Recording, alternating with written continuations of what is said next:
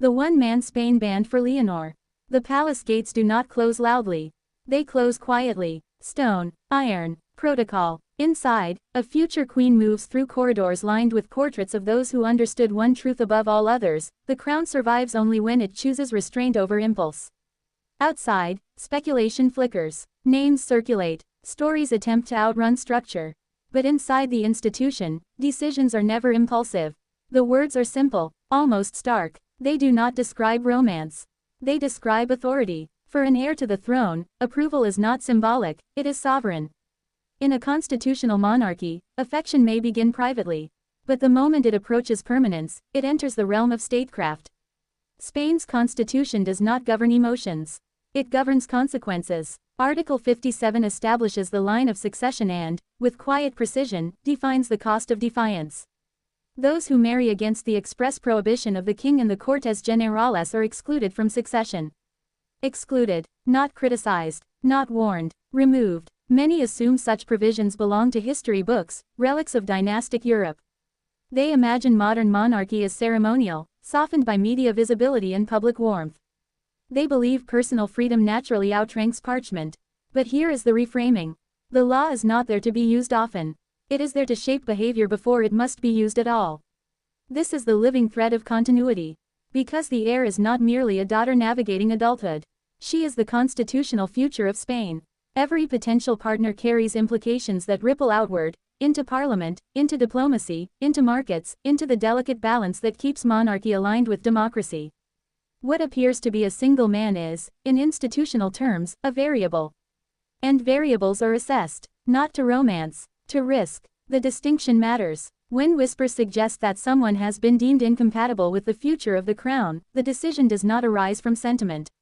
It arises from evaluation, background, affiliations, financial transparency, public record, international perception. The spouse of a future monarch becomes part of the symbolic state.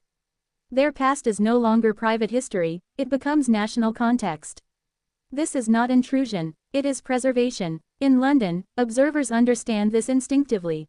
The British monarchy has navigated the cost of misalignment between personal choice and institutional expectation. In Washington, analysts interpret royal stability as a soft indicator of European steadiness. In Berlin, constitutional scholars note how modern monarchies survive precisely because their rules remain enforceable. In Ottawa and Canberra, where the crown remains woven into governance, the management of succession is watched with quiet interest. Credibility travels, and so does uncertainty. There are moments when the institution steps in early, before attachment hardens into inevitability. Conversations occur behind closed doors. Briefings are delivered without spectacle. The language is measured, the implications unmistakable. Approval is not symbolic, it is sovereign. What remains unspoken often carries the greatest weight. At 8 minutes into this quiet unfolding, a deeper question emerges. Was there ever truly a ban? Or was there simply a recognition that certain paths would narrow the future beyond repair? Constitutional monarchies rarely dramatize refusal. They prefer prevention. A relationship that does not progress cannot provoke a parliamentary dilemma. A courtship that dissolves privately never becomes a constitutional test. Absence can be strategy. Silence can be governance. But imagine, for a moment, if that silence had failed. At 10 minutes, the strain becomes visible. If an heir insisted, if a relationship moved toward permanence despite institutional concern, the king would face an unthinkable choice: endorse and absorb the risk, or prohibit and trigger exclusion. Parliament would be drawn in. Debate would shift from affection to precedent. Commentators would ask whether modern monarchy can restrict autonomy without eroding legitimacy. The tension would not remain domestic. American media would frame it through individual liberty. British outlets would draw comparisons to their own royal reckonings. German analysis would focus on constitutional durability. Canadian and Australian discussions would turn toward how monarchy adapts in democratic societies. National identity is woven into these rituals. Spain's monarchy was restored on the promise of stability after fracture. Its authority rests not in command, but in credibility. It survives because it respects limits. That humility is its armor. But armor must hold. 14 minutes into this unfolding reality, the point of no return becomes clear. If ever an heir publicly defied institutional guidance in marriage, the system would have to act. And once the system acts, the personal becomes irreversible. Exclusion from succession is not symbolic theater. It redraws the line of the crown. It recalibrates the future. It forces Spain to confront whether continuity can withstand emotional confrontation. Architecture always outweighs impulse. That is the unyielding principle. Continuity is not abstract here, it is embodied in visible presence. The future queen saluting the flag. Swearing to the Constitution. Standing beside lawmakers as heir, not celebrity. Each image reinforces trust. Trust is fragile. At 19 minutes, a broader horizon appears. Europe is navigating generational transition.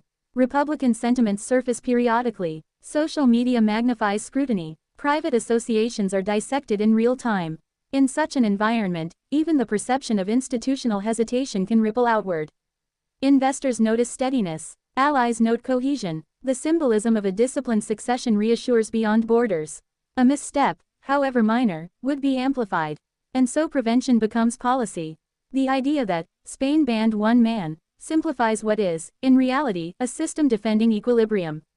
No dramatic decree, no public condemnation, only a quiet understanding that certain unions would complicate the sovereign thread of continuity.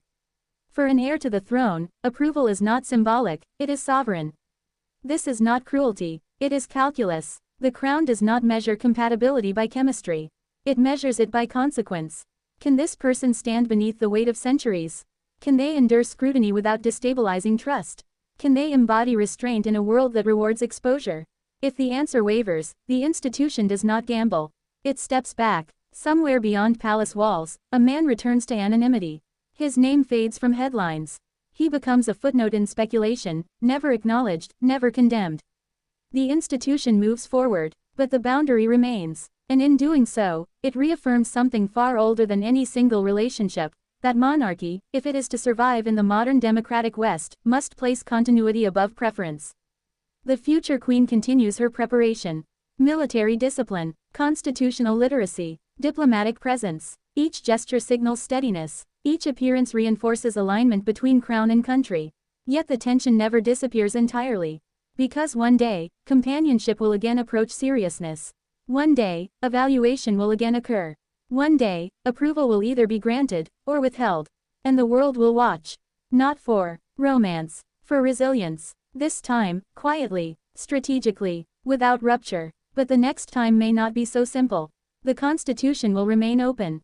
Parliament will remain vigilant. The monarchy will remain aware that its survival depends not on affection, but on alignment. History does not rush these moments. It waits. And somewhere between private longing and public duty, Spain stands at the edge of its next decision, knowing that what preserves the crown is not who is chosen, but who is permitted.